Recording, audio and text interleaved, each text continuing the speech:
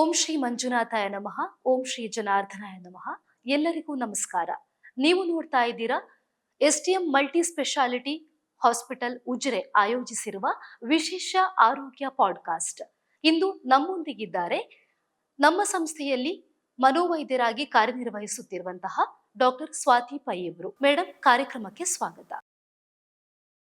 Doctor Swati pi ಅವರು, ಇಂದು ಮಾನಸಿಕ ಆರೋಗ್ಯ ಅನ್ನೋದು ಒಬ್ಬ ಮನುಷ್ಯನಿಗೆ ಎಷ್ಟೆಲ್ಲ ಮುಖ್ಯವಾಗುತ್ತೆ, ಇತ್ತೀಚಿನ ದಿನಗಳಲ್ಲಿ ಸಾಮಾನ್ಯವಾಗಿ ಮಾತಿನಲ್ಲಿ ಬಳಕೆ ಆಗ್ತಿರುವಂತಹ ಡಿಪ್ರೆಷನ್ ಅನ್ನೋ ಪದದ ಅರ್ಥ ಏನು ಎಂಬೆಲ್ಲ ವಿಚಾರಗಳ ಬಗ್ಗೆ ಮಾಹಿತಿಯನ್ನ ನೀಡಲಿದ್ದಾರೆ. ಮ್ಯಾಮ್, ಇವಾಗ ರೀಸೆಂಟ್ ಡೇಸ್ಗಳಲ್ಲಿ ನಾವೆಲ್ಲ ಕೇಳಿ ಬರ್ತಿರುವಂತಹ ಹೆಚ್ಚಿನ ಮಾತು ಏನಂತ ಹೇಳಿದ್ರೆ ಡಿಪ್ರೆಷನ್ ಅಂತ ಅನ್ನುವಂತ ಮಾತು. ಇದು ನಿಜವಾಗ್ಲೂ ಕೂಡ ಅಷ್ಟೊಂದು ಈಸಿಯಾಗಿ ಜನರನ್ನ ಅಟ್ಯಾಕ್ ಮಾಡುತ್ತಾ? ಅಂದ್ರೆ ಅದರ ಪ್ರಾರಂಭಿಕ ಲಕ್ಷಣಗಳು ಯಾವ ರೀತಿ ಇರುತ್ತೆ ಮ್ಯಾಮ್? ಸೊ ಡಿಪ್ರೆಷನ್ ಅಂತ ಹೇಳಿದ್ರೆ ನಾವು ಕನ್ನಡದಲ್ಲಿ ಖಿನ್ನತೆ ಅಂತ ಹೇಳ್ತೇವೆ. ಸೊ ಅದರಲ್ಲಿ ಕಂಡು ಬರುವಂತಹ ಸಿಂಪ್ಟಮ್ಸ್, ಲಕ್ಷಣಗಳೇನಂತ ಹೇಳಿದ್ರೆ, ಈಗ ಫಸ್ಟ್ ನಾರ್ಮಲ್ ಆಗಿರೋ ಒಂದು ಇಂಡಿವಿಜುವಲ್ ಅಲ್ಲಿ ತುಂಬಾ ಬೇಜಾರು, ಯಾವತ್ ನೋಡಿದ್ರು ಬೇಜಾರು, ಬೆಳಿಗ್ಗೆ ಎದ್ದಾಗ ಒಂದು ಉತ್ಸಾಹ ಉಲ್ಲಾಸ ಇಲ್ಲ, ಮುಂಚೆ ಮಾಡ್ತಿದ್ದ ಕೆಲಸದಲ್ಲಿ ಅಷ್ಟು ಆಸಕ್ತಿ ಇಲ್ಲ, ಯಾವತ್ ನೋಡಿದ್ರು ನಾನ್ ಸಾಯ್ಬೇಕು ಅನ್ನೋ ಆಲೋಚನೆಗಳು ಬರುವಂತದ್ದು, ತಿಂಡಿ ತಿನ್ನೋದು ಕಮ್ಮಿ ಮಾಡೋದು. ಸೊ ಈ ಎಲ್ಲ ಲಕ್ಷಣಗಳು ಡಿಪ್ರೆಷನ್ ಅಲ್ಲಿ ಕಂಡು ಬರುವಂತದ್ದು.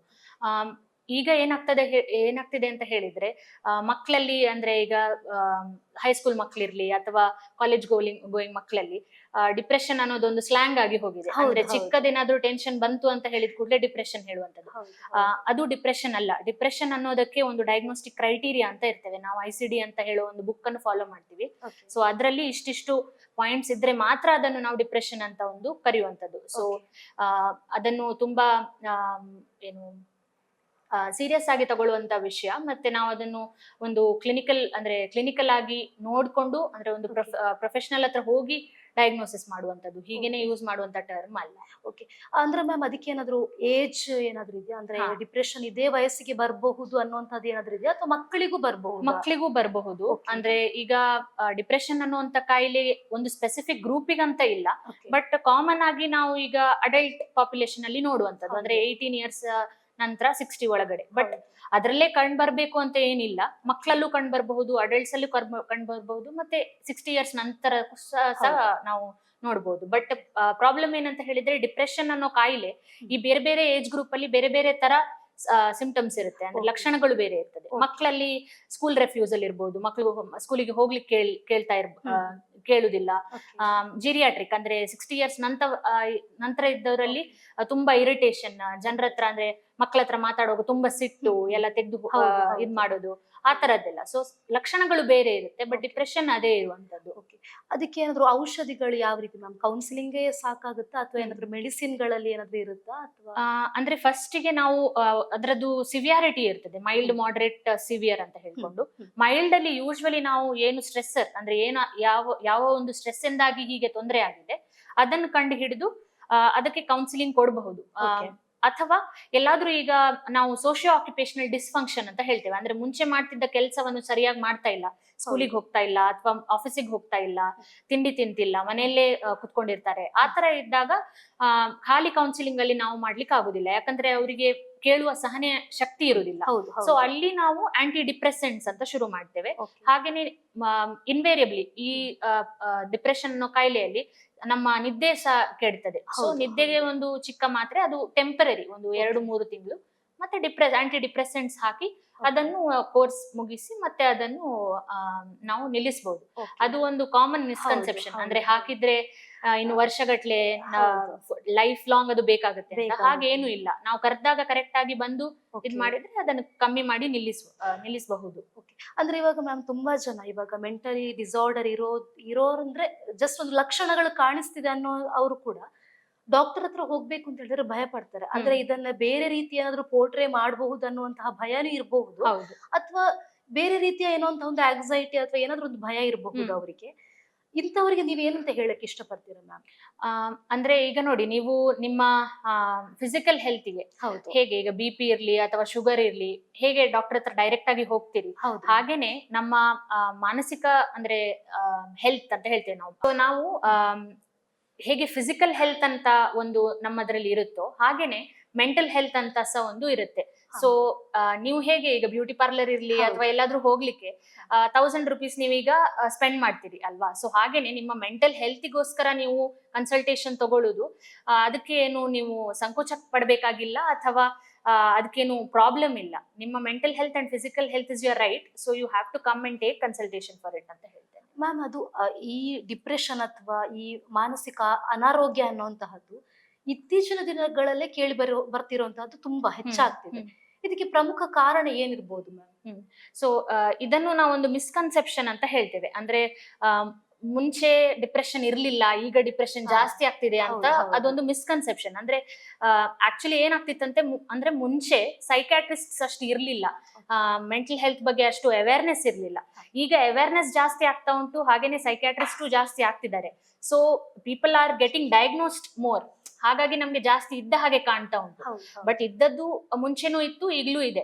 ಬಟ್ ಈಗ ಮೇನ್ ಪ್ರಮುಖ ಕಾರಣಗಳು ಏನಂತ ಹೇಳಿದ್ರೆ, ಈಗ ಒಂದು ಚಿಕ್ಕ ವಯಸ್ಸಿಂದಲೇ ಒಂದು ಫೋನ್ ಇರ್ಲಿ, ಐಪ್ಯಾಡ್ ಇರ್ಲಿ, ಅದಕ್ಕೆ ಎಕ್ಸ್ಪೋಜರ್ಸ್, ಅದರಿಂದಾಗಿ ಮಕ್ಕಳಲ್ಲಿ ಕಂಡು ಬರುವ ಮನೋರೋಗದ ತೊಂದರೆ ಜಾಸ್ತಿ ಆಗ್ತಿದೆ. ಹಾಗೇನೆ ಜನರಲ್ಲಿ ಈಗ ವರ್ಕ್ ಫ್ರಮ್ ಹೋಮ್ ಅಂತ ಒಂದು ಇದು ಬಂದಿದೆ ಅಲ್ವಾ. ಸೊ ಆ ಕಾನ್ಸೆಪ್ಟ್ ಕೆಲವರು ಒಳ್ಳೇದು ಹೇಳ್ತಾರೆ, ಕೆಲವರು ಕೆಟ್ಟದ್ದು ಹೇಳ್ತಾರೆ. ಯಾಕಂತ ಹೇಳಿದ್ರೆ ವರ್ಕ್ ಫ್ರಮ್ ಹೋಮ್ ಅಂತ ಹೇಳಿದ ಕೂಡಲೇ ನೀವು ಮನೆಯಲ್ಲೇ ಇದ್ದೀರಲ್ವಾ, ಒಂದು ಕೆಲಸ ಇದೆ ಅದನ್ನೊಂದು ಮಾಡ್ಕೊಡಿ ಅಂತ ಹೆಚ್ಚಾಗಿ ಮಾಡಿ. ಸೊ ಆ ಸ್ಟ್ರೆಸ್ ಇನ್ನೂ ಜಾಸ್ತಿ ಆಗ್ತಾ ಇದೆ ಜನರಲ್ಲಿ. ಹಾಗೇನೆ ಸ್ಕೂಲಲ್ಲೂ ಹಾಗೆ ಪ್ರೆಷರ್ ಜಾಸ್ತಿ ಮಕ್ಕಳಲ್ಲಿ. ಎಲ್ರಿಗೂ ಈಗ 98-100% ಬೇಕಾಗಿದೆ. ಸೊ ಎಲ್ಲಾ ಇದರಲ್ಲೂ ಈಗ ಮೇನ್ ಕಾರಣ ಇದೆ, ಅಂದ್ರೆ ಸ್ಟ್ರೆಸ್ ಜಾಸ್ತಿ ಆಗ್ತಿದೆ. ಹಾಗೇನೆ ಓಲ್ಡ್ ಏಜ್ ಅಲ್ಲಿ ಸಹ ಜನರಲ್ಲಿ ಮುಂಚೆ ಜಾಯಿಂಟ್ ಫ್ಯಾಮಿಲಿ ಇರ್ತಿತ್ತು, ಈಗ ಜಾಯಿಂಟ್ ಫ್ಯಾಮಿಲಿ ಸೆಟಪ್ ಹೋಗಿ ನ್ಯೂಕ್ಲಿಯರ್ ಬಂದಿದೆ. ಸೊ ಮತ್ತೆ ಓಲ್ಡ್ ಏಜ್ ಪೇರೆಂಟ್ಸ್ ಅನ್ನೆಲ್ಲ ಬೇರೆನೆ ಮನೆಯಲ್ಲಿ ಇಟ್ಕೊಳ್ಳೋದು, ಮಕ್ಳು ಬೇರೆ ಇದ್ರಲ್ಲಿ ಇರುವಂತದ್ದು, ಅದು ಜಾಸ್ತಿ ಬೆರೆತುಕೊಳ್ಳೋದು ಸ್ವಲ್ಪ ಕಡಿಮೆ. ಹೌದು, ಕಡಿಮೆ ಆಗಿದೆ. ಸೊ ಅದರಿಂದಾಗಿ ಸಹ ಈ ತರದ್ದು ಮನೋರೋಗದ ತೊಂದರೆಗಳು ಜಾಸ್ತಿ ಆಗ್ತಾ ಇದೆ. ಮ್ಯಾಮ್, ಈಗ ಮಕ್ಕಳಲ್ಲಿ ಏನಾದ್ರೂ ಈ ರೀತಿ ಮಾನಸಿಕ ಆರೋಗ್ಯ ಸ್ವಲ್ಪ ಕಡಿಮೆ ಆಗ್ತಿದೆ ಅವ್ರದ್ದು ಅಂತ ಹೇಳ್ಬೇಕಾದ್ರೆ, ಅಂತಹ ಲಕ್ಷಣಗಳನ್ನ ಪೇರೆಂಟ್ ಆಗಿರೋರು ಅವ್ರು ಯಾವ ರೀತಿ ಅವ್ರಿಗೆ ಗುರುತಿಸಬಹುದು ಮ್ಯಾಮ್ ಅದನ್ನ? So child and adolescent psychiatry ಅಂತ ಹೇಳ್ತೇವೆ ನಾವು ಇದಕ್ಕೆ. ಅಂದ್ರೆ 18 years ಗಿಂತ ಕಮ್ಮಿ ಇರುವಂತಹ ಮಕ್ಕಳಲ್ಲಿ ಕಂಡು ಬರುವಂತಹ ಮನೋರೋಗದ ತೊಂದರೆಗಳು.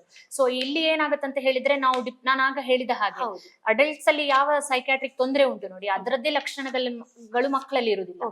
ಸೊ ಫ್ಯೂ ಪಾಯಿಂಟ್ಸ್ ನೀವು ಪೇರೆಂಟ್ಸ್ ಆದವರು ನೋಡ್ಬೇಕಾದಿದ್ದು, ಒಂದು ಸಡನ್ ಆಗಿ ಅಂದ್ರೆ ನಾರ್ಮಲಿ ಮಕ್ಕಳು ಹೋಗ್ತಾ ಇದ್ದ ಶಾಲೆಗೆ ಸಡನ್ ಆಗಿ ನಾನು ಹೋಗುದಿಲ್ಲ ಅಂತ ಹೇಳೋದು, ಸ್ಕೂಲ್ ರೆಫ್ಯೂಸಲ್ ಅಂತ ಹೇಳ್ತೇವೆ.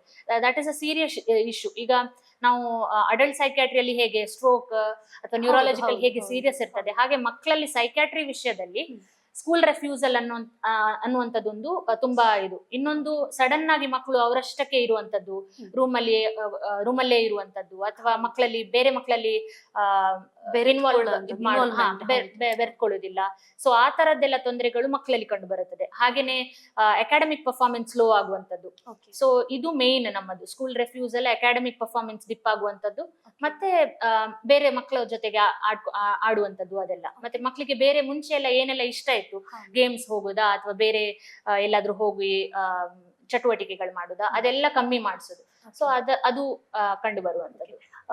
ಕೆಲವೊಂದು ಮಾತಿದೆ ಮ್ಯಾಮ್, ಧೈರ್ಯ ಇದ್ರೆ ಮಾನಸಿಕ ಆರೋಗ್ಯ ಆ ರೀತಿ ಎಲ್ಲ ಅಟ್ಯಾಕ್ ಆಗುದಿಲ್ಲ, ಅವ್ರಿಗೆ ಏನಾದ್ರು ಕೋಪ ಇದೆಲ್ಲ ಬರುದಿಲ್ಲ, ಧೈರ್ಯ ಇರ್ಬೇಕು ಅಂತ ಹೇಳ್ತಾರೆ. ಇದೆಷ್ಟರ ಮಟ್ಟಿಗೆ ಸತ್ಯ ಅಂತ ಅನ್ಸುತ್ತೆ ಮ್ಯಾಮ್? ಅದು ಅಂದ್ರೆ ಅದರಲ್ಲಿ ಸತ್ಯ ಯಾವುದು ಇಲ್ಲ ಅಂತ ಹೇಳಿ ಬಯಸ್ತೇನೆ. ಬಟ್ ಏನಂತ ಹೇಳಿದ್ರೆ, ನಮ್ಗೊಂದು ಬಿಲೀಫ್ ಇದ್ರೆ ನಾವು ಒಳ್ಳೇದಾಗ್ತೇವೆ ಅಂತ, it will be a support ಅಷ್ಟೇ. ಬಟ್ ನಮ್ಮ ಮನಸ್ಸು ಗಟ್ಟಿ ಇದ್ರೆ ಎಲ್ಲ ಸರಿ ಹೋಗುತ್ತೆ, ಮಾನಸಿಕ ಕಾಯಿಲೆಗಳೇ ಬರುವುದಿಲ್ಲ ಅಂತ ಹೇಳೋದು ಅದು ಒಂದು ಮಿಸ್ಕನ್ಸೆಪ್ಷನ್. ಓಕೆ ಮ್ಯಾಮ್, ಇವಾಗ ದಿನನಿತ್ಯ ಜೀವನದಲ್ಲಿ ತುಂಬಾ ಜನ ಯೋಗ ಮಾಡ್ತಾರೆ, ಧ್ಯಾನ ಮಾಡ್ತಾರೆ. ಇದು ಮಾನಸಿಕ ಆರೋಗ್ಯಕ್ಕೆ ಎಷ್ಟು ಸಹಾಯ ಮಾಡುತ್ತೆ?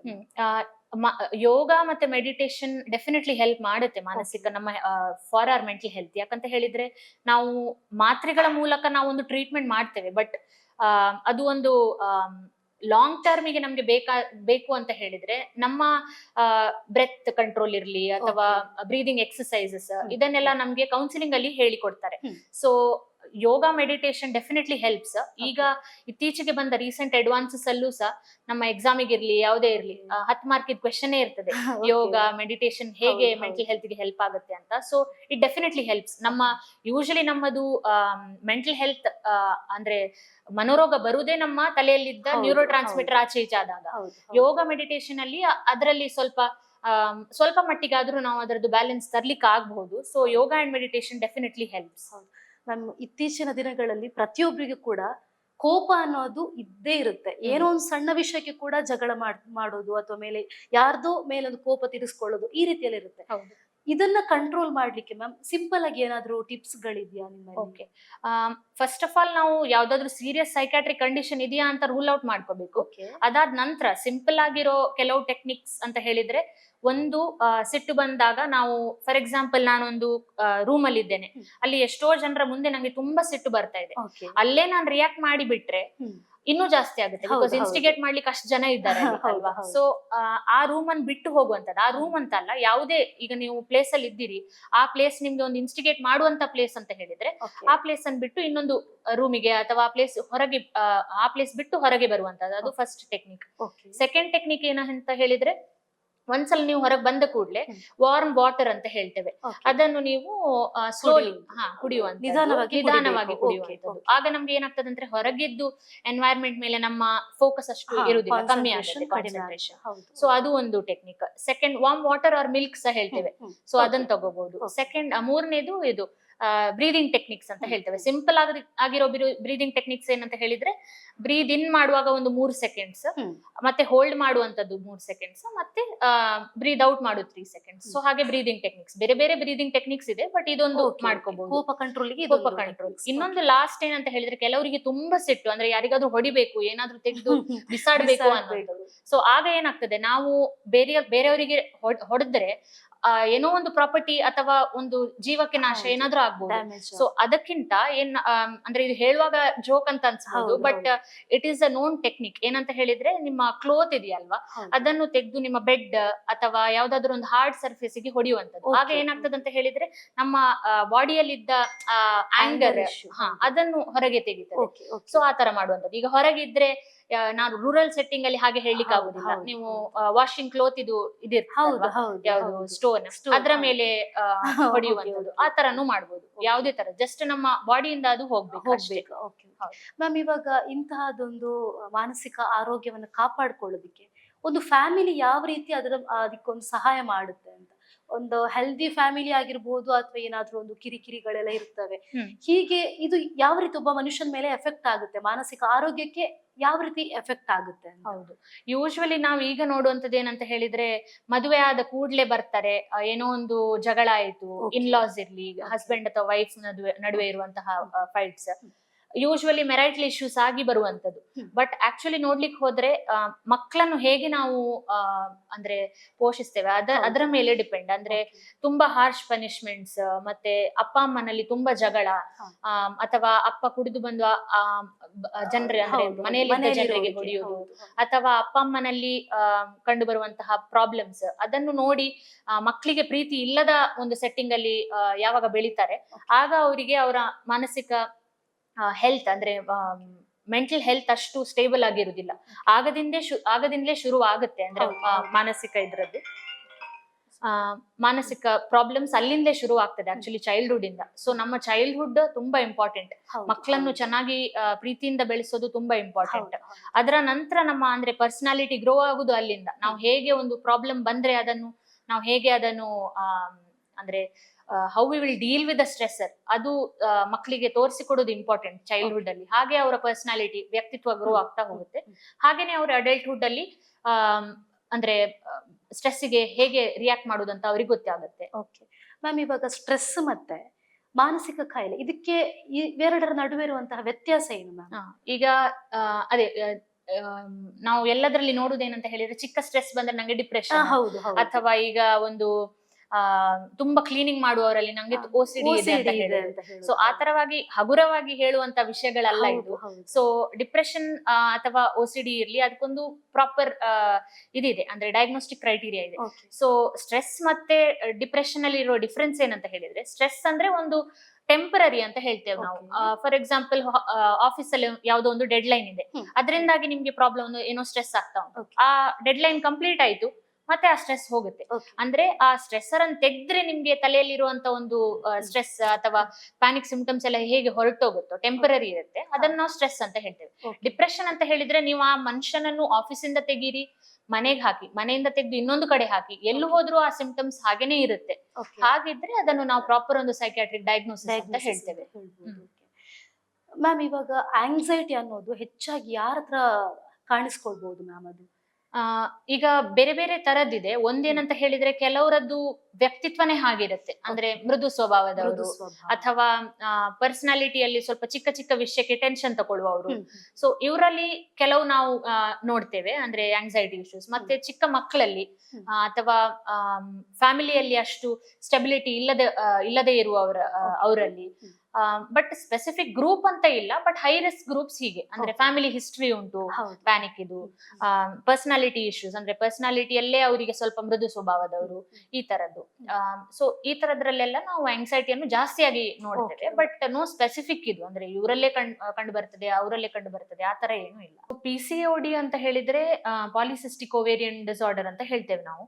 ಸೊ ಇದ್ರಲ್ಲಿ ಏನಂತ ಆಗ್ತದಂತ ಹೇಳಿದ್ರೆ, ಸೈಕ್ಯಾಟ್ರಿಕ್ ಸಿಂಪ್ಟಮ್ಸ್ ಬರುವುದು ಸಹಜ PCOD ಯಲ್ಲಿ. ಅದು ಆಂಗ್ಸೈಟಿ ಇಶ್ಯೂಸ್ ಇರ್ಲಿ, ಡಿಪ್ರೆಷನ್, ಖಿನ್ನತೆಯ ಲಕ್ಷಣಗಳಿರ್ಲಿ, ಹಾಗೇನೆ ತುಂಬಾ ಜನರಲ್ಲಿ ಕಂಡು ಬರುವಂತದ್ದು ಸ್ಲೀಪ್ ಡಿಸ್ಟರ್ಬೆನ್ಸಸ್, ನಿದ್ರೆಗೆ ಪ್ರಾಬ್ಲಮ್ ಆಗುವಂತದ್ದು. ಸೊ ಇದೆಲ್ಲ PCOD ಯಲ್ಲಿ ಕಂಡು ಬರ್ತದೆ. ಬಟ್ ಅದರ ಜೊತೆಗೆ ಹಾರ್ಮೋನಲ್ ಇಂಬ್ಯಾಲೆನ್ಸ್ ಇರೋ ಕಾರಣ, ಪ್ಲಸ್ ಅವರಿಗೆ ಮೆಂಟಲ್ ಸ್ಟ್ರೆಸ್, ಅಂದ್ರೆ ಪೀರಿಯಡ್ ಸರಿಯಾಗಿ ಆಗ್ತಾ ಇಲ್ಲ, ಅದರಿಂದಾಗಿಯೇ ಸ್ಟ್ರೆಸ್ ಜಾಸ್ತಿ ಆಗಿರುತ್ತೆ. ಸೊ ಅದನ್ನು ನಾವು ಮಲ್ಟಿ ಡಿಸಿಪ್ಲಿನರಿ ಟೀಮ್, ಅಂದ್ರೆ OBG ಇರ್ಲಿ, ನಮ್ಮ ಮೆಡಿಸಿನ್ ನವ್ರು ಇರ್ಲಿ, ನಾವು ಒಟ್ಟಾಗಿ ಟ್ರೀಟ್ಮೆಂಟ್ ಕೊಡುವಂತದ್ದು. ಒಬ್ಬರೇ ನಾವು ನೋಡಿ ಅವರಿಗೆ ಡಿಪ್ರೆಷನ್ ಇದೆ ಅಂತ ಹೇಳ್ಕೊಂಡು ಅದಕ್ಕೆ ಟ್ರೀಟ್ಮೆಂಟ್ ಮಾಡ್ಲಿಕ್ಕಿಲ್ಲ. ಅದ್ರ ಕಾರಣ ಏನು ಅದನ್ನು ಕಂಡು ಹಿಡಿದು ಮತ್ತೆ ಅದಕ್ಕೆ ಟ್ರೀಟ್ಮೆಂಟ್ ಕೊಡುವಂತದ್ದು. ಮ್ಯಾಮ್, ಇವಾಗ ಗರ್ಭಿಣಿ ಅಂದ್ರೆ ಡೆಲಿವರಿ ಆದ ನಂತರ ಹೆಣ್ಣು ಮಕ್ಕಳಿಗೆ ಯಾವುದೋ ಒಂದು ರೀತಿಯಲ್ಲಿ ಮಾನಸಿಕ ಒತ್ತಡ ಸಮಸ್ಯೆಗಳು ಬರುತ್ತವೆ. ಅದ್ರ ಬಗ್ಗೆ ನೀವೇನ್ ಹೇಳಕ್ ಇಷ್ಟಪಡ್ತೀರಾ ಮ್ಯಾಮ್? ಅಂದ್ರೆ ಅದಕ್ಕೆ ಏನಾದ್ರು ಮೆಡಿಸಿನ್ಸ್ ಗಳಿರುತ್ತಾ, ಅಥವಾ ಜಸ್ಟ್ ಕೌನ್ಸಿಲಿಂಗ್ ಅಲ್ಲಿ ಅದು ಕ್ಲಿಯರ್ ಆಗುತ್ತಾ, ಆ ರೀತಿ ಏನಾದ್ರು? ಸೊ ಇದ್ರಲ್ಲಿ 3 ಲೆವೆಲ್ಸ್ ಇರುತ್ತೆ. ಅಂದ್ರೆ ಪೋಸ್ಟ್ ಪಾರ್ಟಮ್ ಸೈಕ್ಯಾಟ್ರಿಕ್ ಇಲ್ನೆಸ್ ಅಂತ ಹೇಳ್ತೇವೆ ನಾವು ಇದಕ್ಕೆ. ಪೋಸ್ಟ್ ಪಾರ್ಟಮ್ ಅಲ್ಲಿ 3 ತರದ್ದು: post partum blues, post partum depression, post partum ಸೈಕೋಸಿಸ್ ಅಂತ ಹೇಳ್ತೇವೆ. ಅದು ಸಿವಿಯಾರಿಟಿ ಮೇಲೇನೆ. ಪೋಸ್ಟ್ ಪಾರ್ಟಮ್ ಬ್ಲೂಸ್ ಅಂತ ಹೇಳಿದ್ರೆ ವೆರಿ ಟ್ರಾನ್ಸಿಯಂಟ್ ಅಂತ ಹೇಳಿದ್ರೆ, ಮಧ್ಯ ಮಧ್ಯದಲ್ಲಿ ಅವರಿಗೆ ಸ್ವಲ್ಪ ಬೇಜಾರು ಅನ್ಸುವಂತದ್ದು, ಯಾರು ಅವರಿಗೆ ಕೇರ್ ಮಾಡುದಿಲ್ಲ ಅನ್ಸೋದು. ಯಾಕಂತ ಹೇಳಿದ್ರೆ ಇಷ್ಟವರೆಗೆ ಫೋಕಸ್ ಅವರ ಮೇಲೆ ಇತ್ತು ಅಲ್ವಾ.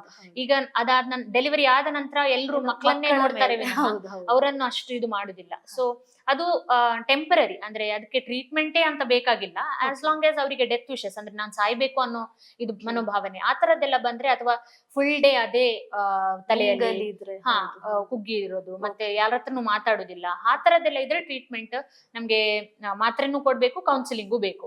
ಬಟ್ ಇಲ್ಲದಿದ್ರೆ ಕೌನ್ಸಿಲಿಂಗ್ ಅಲ್ಲಿ ಸ್ಟಾರ್ಟ್ ಮಾಡಿ ಮತ್ತೆ ಟ್ರೀಟ್ಮೆಂಟ್ ಮಾಡ್ಬೋದು. ಬಟ್ ಪೋಸ್ಟ್ ಪಾರ್ಟಮ್ ಸೈಕೋಸಿಸ್ ಅಂತ ಹೇಳಿದ್ರೆ ಅವರಿಗೆ ಒಂಥರ ಭ್ರಮೆಯ ಒಂದು ವರ್ಲ್ಡ್, ಅಂದ್ರೆ ಜಗತ್ತು, ಅಂದ್ರೆ ಯಾರೋ ನನ್ನನ್ನು ಹಾನಿ ಮಾಡ್ತಾರೆ, ಅಥವಾ ಮಗುವನ್ನು ಕೊಂದು ಹಾಕ್ಬೇಕು ಅಂತ ಯಾರೋ ಕಿವಿಯಲ್ಲಿ ಹೇಳ್ತಾರೆ ಅವರಿಗೆ, ಅದು. ಸೊ ಯಾರೋ ಕಿವಿ ಅವರಿಗೆ ವಾಯ್ಸ್ ಕೇಳುವಂತದ್ದು, ಅದೆಲ್ಲ ಮೆಂಟಲ್ ಆಗಿ ಅದು, ಅಂದ್ರೆ ಮಾನಸಿಕ ರೀತಿಯಲ್ಲಿ ಅವರಿಗೆ ಆ ರೀತಿ. ಹೌದು, ಅದಕ್ಕೆ ಟ್ರೀಟ್ಮೆಂಟ್ ಬೇಕೇ ಬೇಕು. ಅದಕ್ಕೆ ನಾವು OPD ಬೇಸಿಸ್ ಅಲ್ಲಿ ಯೂಶಲಿ ಮಾಡುದಿಲ್ಲ. ಅಡ್ಮಿಟ್ ಮಾಡ್ಕೊಂಡು ಮಗು ಮತ್ತೆ ಅಮ್ಮನನ್ನು ಬೇರೆ ಬೇರೆ ಇಟ್ಕೊಂಡು ನಾವು ಟ್ರೀಟ್ಮೆಂಟ್ ಮಾಡುವಂತದ್ದು. ಮ್ಯಾಮ್, ಇವಾಗ ಡೈಲಿ ಲೈಫ್ ಅಲ್ಲಿ ಒಬ್ಬ ಮನುಷ್ಯನ ಮನಸ್ಸು ಕ್ಲಿಯರ್ ಆಗಿರ್ಬೇಕು, ಆರೋಗ್ಯ ತರ ಇರ್ಬೇಕು, ಅದನ್ನು ಯಾವ ರೀತಿ ಇಟ್ಕೋಬಹುದು ಮ್ಯಾಮ್ ಅವನು? ಓಕೆ, ಈಗ ಸ್ಟ್ರೆಸ್ ಫ್ರೀ ಲೈಫ್ ಅಂತ ಒಂದು ನಮ್ಮದು ಇರ್ಬೇಕಾದದ್ದು. ಬಟ್ ಈ ಫಾಸ್ಟ್ ಮೂವಿಂಗ್ ವರ್ಲ್ಡ್ ಅಂತ ಹೇಳ್ತೇವೆ ನಾವು.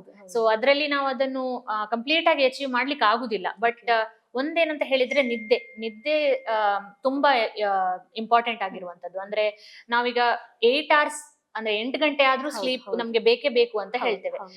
ಅಡಲ್ಟ್ಸ್ ಅಲ್ಲಿ, ಅಂದ್ರೆ 18 to 60 years ಅಲ್ಲಿ ಅಟ್ಲೀಸ್ಟ್ ಒಂದು 6 to 7 hours ಸ್ಲೀಪ್ ಬೇಕೇ ಬೇಕು. Actually 8 hours sleep. So adequate sleep ಅಂತ ಹೇಳಿದ್ರೆ ಒಂದು 10 to 6 ತನಕ ಒಂದು ನಿಮ್ಮ ಸ್ಲೀಪ್ ಸ್ಕೆಡ್ಯೂಲ್ ಪ್ರಾಪರ್ ಆಗಿರ್ಬೇಕು. ಅದಾದ ನಂತರ ಅಡಿಕ್ವೇಟ್ ವಾಟರ್, ಹೈಡ್ರೇಷನ್. ಎಷ್ಟು ನಮ್ಮದು ನೀರು ಕುಡಿಯುವ ಇದು ಕಮ್ಮಿ ಆಗತ್ತೆ, ಅಷ್ಟು ನಮ್ಗೆ ತಲೆ ಸುತ್ತು, ನೋವು ಅದು ಬರುವಂತದ್ದು. ಹಾಗೇನೆ ಆರ್ಗ್ಯಾನಿಕ್ ಫುಡ್ ಐಟಮ್ಸ್, ನಮ್ಮ ಜಂಕ್ ಫುಡ್, ಅದರಿಂದಾಗಿ ಕೆಲವು ಸಲ ಗಟ್ ಇಶ್ಯೂಸ್ ಬರುವಂತದ್ದು, ಆ ತರ ಅದರಿಂದಾಗಿ ಸ್ಟ್ರೆಸ್ ಬರುವಂತದ್ದು ಅದು ಇರುತ್ತೆ.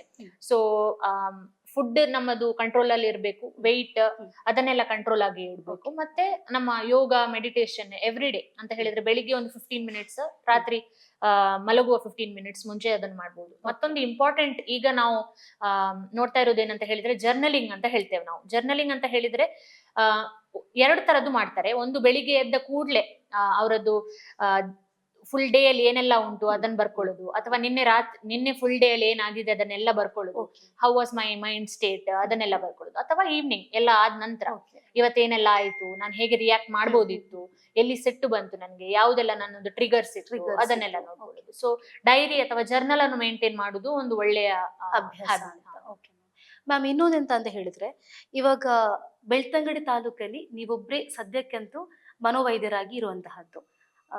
ನಿಮ್ಮನ್ನ ಯಾವ ರೀತಿ ಸಂಪರ್ಕ ಮಾಡ್ಬೋದು, ನೀವು ಯಾವ ರೀತಿಯಾದಂತಹ ಕೌನ್ಸಿಲ್ಗಳನ್ನ ಅಥವಾ ಟ್ರೀಟ್ಮೆಂಟ್ಗಳನ್ನ ಜನರಿಗೆ ನೀಡಬಹುದು, ಅದ್ರ ಬಗ್ಗೆ ಒಂದಷ್ಟು ಮಾಹಿತಿ ಮ್ಯಾಮ್. ಓಕೆ, ಸೊ ನಾನು ನನ್ನ MBBS ಅನ್ನ ಕಸ್ತೂರ್ಬಾ ಮೆಡಿಕಲ್ ಕಾಲೇಜ್ ಮಣಿಪಾಲ್ ಅಲ್ಲಿ ಮುಗಿಸಿ, MD ಇನ್ ಸೈಕ್ಯಾಟ್ರಿಯನ್ನ AJ institute of medical sciences ಮಂಗಳೂರಲ್ಲಿ ಮುಗಿಸಿ ಈಗ ಇಲ್ಲಿ ಜಾಯಿನ್ ಆಗಿದ್ದೇನೆ.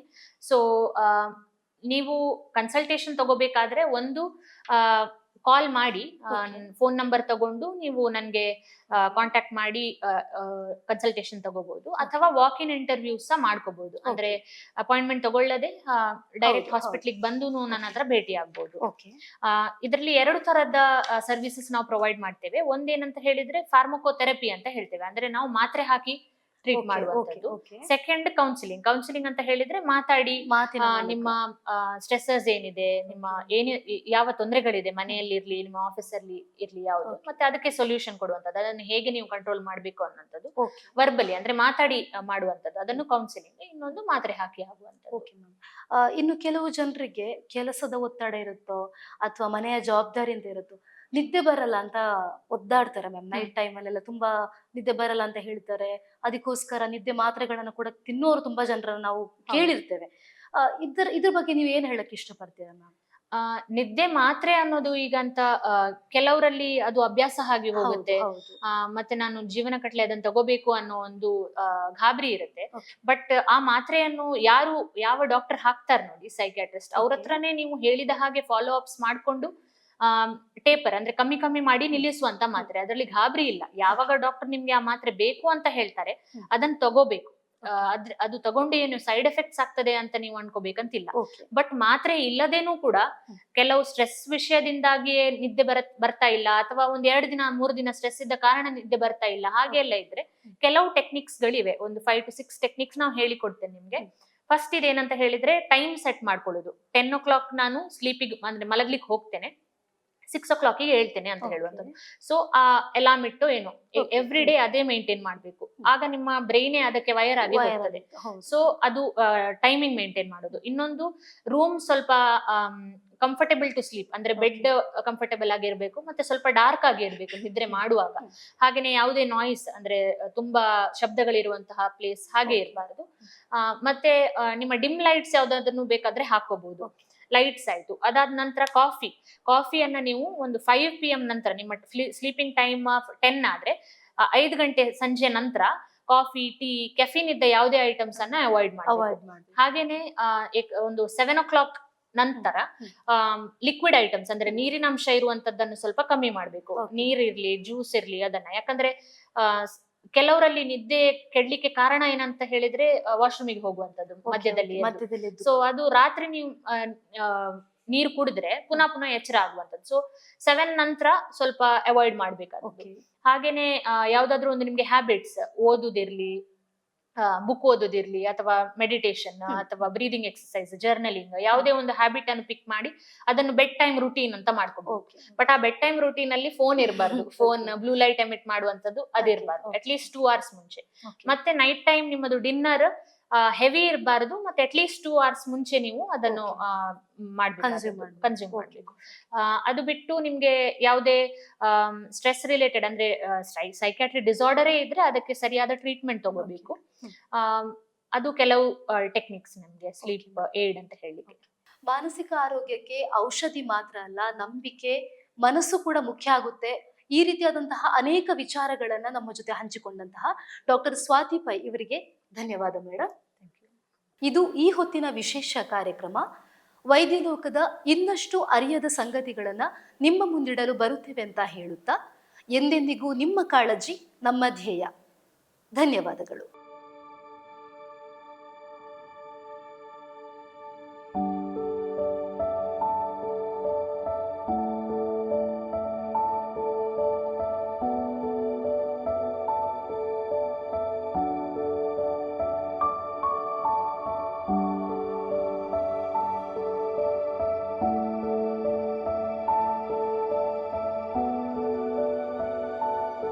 ನನ್ನ ಹೆಸರು ನವೀನ್ ಅಂತ. ಆ್ಯಕ್ಚುಲಿ ನಂದು ನಮಗೆ ಈಗ ಹೆಣ್ಣು ಮಗು ಆಗಿದೆ. ತುಂಬ ಖುಷಿ ಆಗ್ತಾಯಿದೆ. ಹಾಸ್ಪಿಟಲ್ ಫೆಸಿಲಿಟೀಸ್ ಮತ್ತು ಇಲ್ಲಿದ್ದು ಸ್ಟಾಫ್, ಡಾಕ್ಟರ್ಸ್ ಸ್ವಚ್ಛ ಪೂರ ಭಾರಿ ಶೋಕುಡು ಸ್ವಚ್ಛತೆ ಪೂರ ಕ್ಲೀನ್ ಎಲ್ಲ. ಮುಖ್ಯವಾಗಿ ಕಾವಂದರ ಕನಸು ಇದು. ಏನೊಂದು ಒಳ್ಳೆ ಆಸ್ಪತ್ರೆ ಉಜಿರೆಯಲ್ಲಿ ಬೇಕು.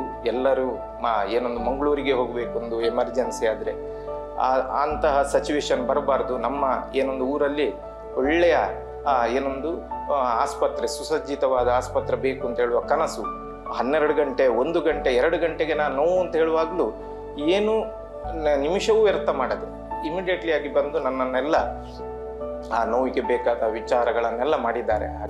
ಪಾರ್ಶ್ವ ಕೂಡ ಹೂಪೇರು ಡಾಕ್ಟರ್ ಸ್ವರ್ಣಲತ ಡಾಕ್ಟರ್ ಎಂಟ್ಲ ಅದಕ್ಕ ಬೊಕ್ಕ ಬಾಲೆ ಒಂಚೂರು ತೊಂದರೆ ಉಂಡು ಇತ್ತೆ ನೆಟ್ ಐಶ್ವರ್ಯ ಬಾಲೆ ಅಣ್ಣೆಲ್ಲ ಬಾರ್ಲ ಆ ಕಡೆ ಹೂ ಒಂದುಲ್ಲೇರು ಖುಷಿ ಅನ್ನೆಗ್ಲೇ ಮೂರು ಬಾರಿ.